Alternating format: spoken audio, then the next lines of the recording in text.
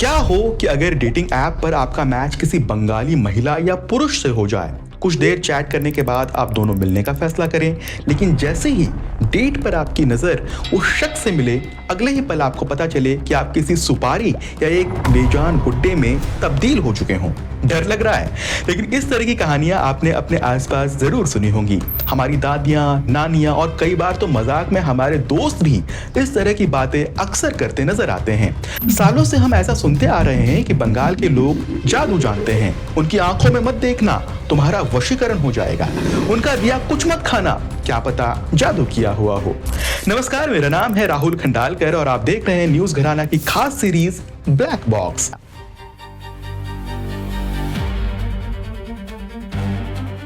आज black box के इस एपिसोड में हम इतिहास के एक बेहद दिलचस्प पन्ने को पलटने जा रहे हैं।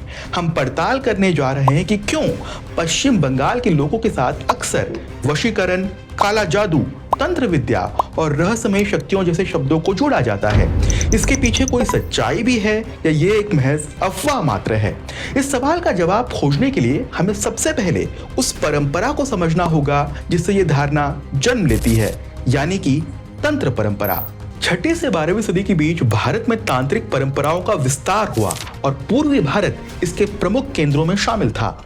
अमेरिकी विद्वान जून मैकडैनियल अपनी किताब तांत्रिक मैजिक इन बंगाल एंड बाली में लिखती हैं कि बंगाल में तांत्रिक साधना केवल धार्मिक परंपरा नहीं थी, बल्कि सामाजिक जीवन का हिस्सा बन चुकी थी।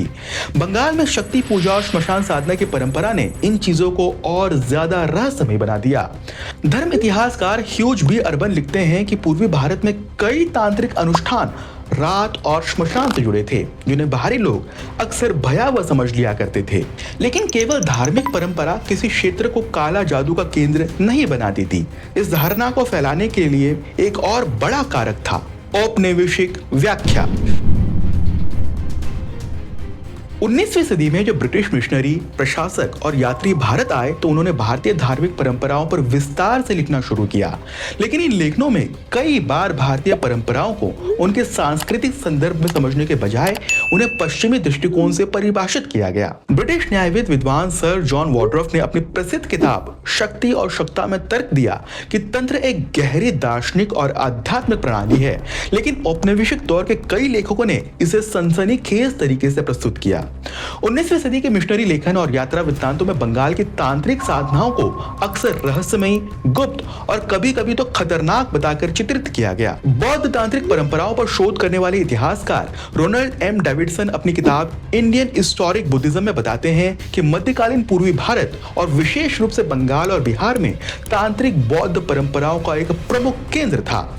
डेविडसन लिखते हैं कि इन परंपराओं में गुप्त साधना, मंत्र और प्रतीकात्मक अनुष्ठान शामिल थे, जिनके प्रकृति को बाहरी पर्यवेक्षक ने अक्सर रहस्यवाद और जादू टोने के रूप में प्रस्तुत किया।